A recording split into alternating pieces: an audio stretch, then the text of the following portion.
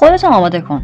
تو تمام عمرت در حال دزدیده شدن بودی و بدتر از همه این که حتی هیچ وقت متوجهش هم نبودی. نه توسط بانک و نه توسط دولت. تو مالیات خردمندی پرداختی، جریمه سنگین و خاموش برای چیزی که باید زودتر میدونستی یا نمیدونستی. هر اشتباه احمقانه، هر سال از دست رفته، هر تصمیم بد بهاشو با زمان از دست رفته، پول از دست رفته و ظرفیت از دست رفته پرداختی.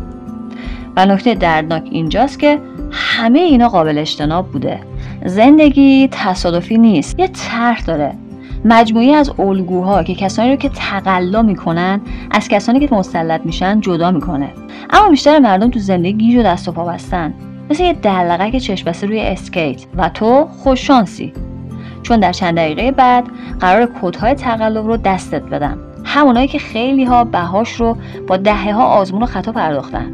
پس بمون و گوش بده یا ادامه بده و زندگی رو روی حالت سخت بازی کن و باز هم مالیاتش رو پرداخت کن. انتخاب با توه. تا به حال احساس کردی زندگی علیه تو تقلبی تنظیم شده؟ مثل اینه که با تمام توان تلاش میکنی اما یه آدم که نصف تو کار میکنه داره ازت جلو میزنه. دلیلش اینه تو داری اشتباه بازی میکنی. مدل ذهنی تو همون سیستم عامل توه و بیشتر مردم روی یه نرم افزار باگدار باستانی کار میکنن. باورهای قدیمی، منطق خراب، فرضیات آشغال. این مثل اینه که بخوای مسابقه فرمول 1 رو با یه سه‌چرخه زنگ زده ببری. نتیجه مشخصه، میبازی. بیشتر افراد در حالت کمبود گیر کردن. همیشه فکر میکنن پول کافی نیست، زمان کافی نیست، موفقیت کافی نیست. اما حقیقت اینه که بازی درباره سخت‌تر کار کردن نیست، درباره متفاوت فکر کردنه. ثروتمندان و موفق‌ها سخت‌تر کار نمی‌کنن، اونا بازی متفاوتی رو می‌بینن.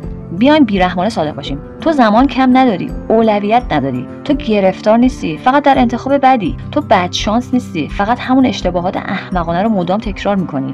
مدل رو بشکن. به جای اینکه بپرسی چی کار کنم، بپرس چی کار نکنم.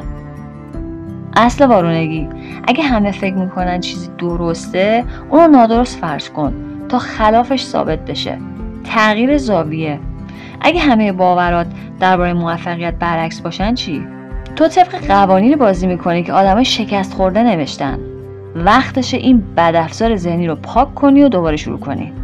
به تو گفتم مدیریت زمان کلید موفقیته. دروغه. بازی واقعی مدیریت توجهه و تو داری میبازی. تمرکز تو با ارزش‌ترین دارایی توه، ولی تو اونو مثل آب نبات پخش و پلا میکنی. حقیقت تلخ: تو مشکل زمان نداری، مشکل توجه داری. مغزت 50 تا موضوع رو باز کرده که هیچ کدوم مفید نیست و حوصله نداری ببندیشون. فکر می‌کنی سرت شلوغه، اما فقط داری خودت از پیشرفت واقعی پرت میکنی.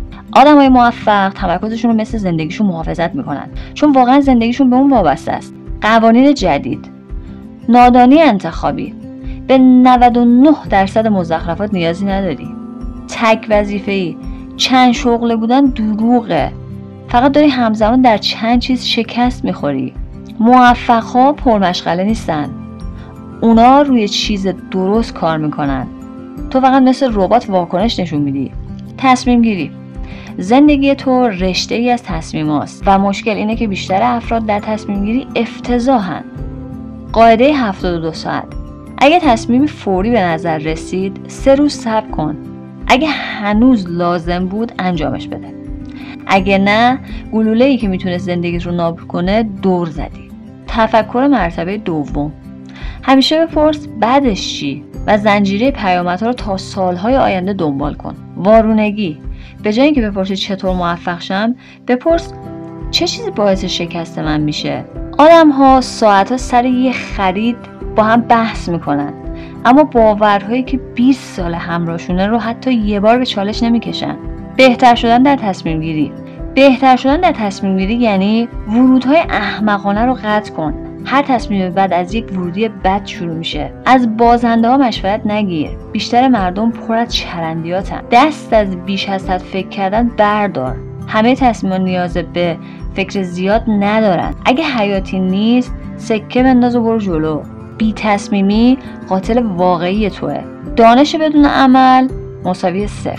خوندن 100 تا کتاب تو سال بدون اجرا مساوی وقت تلف کردنه. برنده ها از بازنده ها جدا میشن چون عمل میکنن. پیروزی های کوچیک بساز. تکرار کارهای کوچیک قوی تر از انفجارهای مقطعی اراده است. اراده مثل وای فای کافه است. غیر قابل اعتماده. سیستم بساز، نه وابستگی به انگیزه. مسئولیت عمومی. هدفتو به کسی بگو. این تو رو مجبور میکنه ادامه بدی. اگه منتظر زمان مناسب هستی باختی. زمان مناسب دیروز بود. بهترین زمان بعدی همین حالاست. سیستم انگیزه. ثروتمندان نظر خارق‌العاده ندارن. اونا زندگیشون رو طوری طراحی کردن که نیاز به نظم داشته باشه. موفقیت پیش‌فرضه. تو داری با زور و انگیزه موقتی جلو میری که دیر یا زود ناپدید میشه. موفق‌ها محیط رو به نفع خودشون طراحی کردن. تو هم باید همین کار رو کنی.